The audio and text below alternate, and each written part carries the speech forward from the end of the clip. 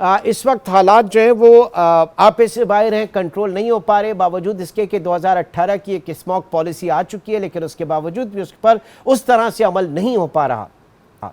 Sir देखें, इस बात को अंडरस्टैंड करने की ज़रूरत है कि ये जो हमारे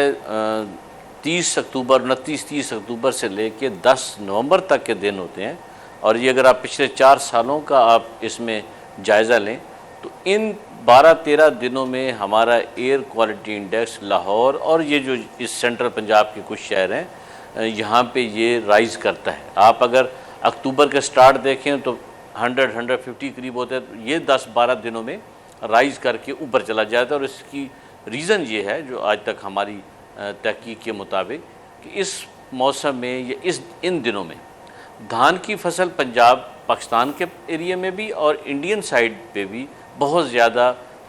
कटाई भी होती है और फिर आगे उनको आग लगाई जाती है जो उनकी बाकियात हैं, क्योंकि बाकी जो कसाफतें हैं जैसे व्हीकुलर पोल्यूशन है, इंडस्ट्रियल पोल्यूशन है, इसके अलावा भट्टे हैं या और जो सोर्सेज हैं वो तो सारा साल रहती हैं। बट ये जो 10-12 दिन होते हैं इसमें चूँकि धान की फसल की कटाई पीक पे होती है और फिर साथ तो उन्होंने किसानों ने खेतों को क्लियर करना होता है, चूँकि आगे साथ ही इसी महीने में साथ गंदम काश्त हो रही होती है, तो उसके लिए फिर वो इन बाकियात को आग लगाते हैं। अब जो हमारा पंजाब है, जो पाकिस्तान का जो हमारा एरिया है, इसमें चूँकि हमारे स्मोक रूल्स नोटिफाई हो चुके हैं, आपको पता है 2023 में,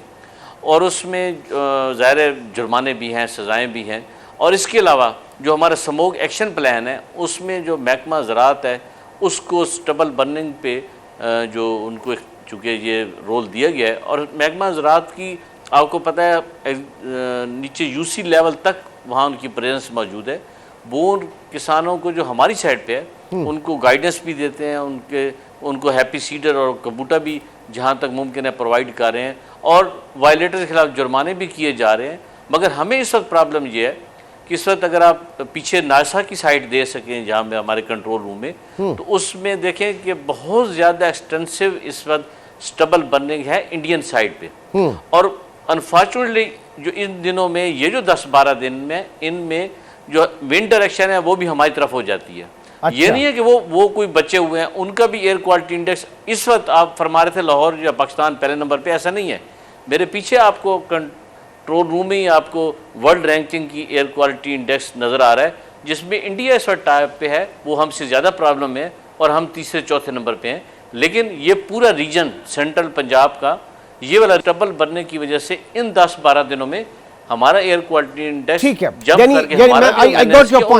योर पॉइंट कि वहां से हम इंपोर्ट कर रहे हैं, वहां से जो धुआं आ रहा है और विंड भी इस तरफ की, लेकिन फिर कोई इंटरनेशनल फोरम इसके ऊपर नहीं होगा कि कहीं पे आलमी ये ज़ाहिर है कि माहौलियात इस वक्त दुनिया भर का एक बहुत बड़ा मसला है, जिस तरीके से पूरी दुनिया इससे मुतासिर हो रही है, तो इसमें तो बहुत अच्छे तरीके से मुदल्लल अंदाज में इस मामले को इंटरनेशनली उठाया जा सकता है।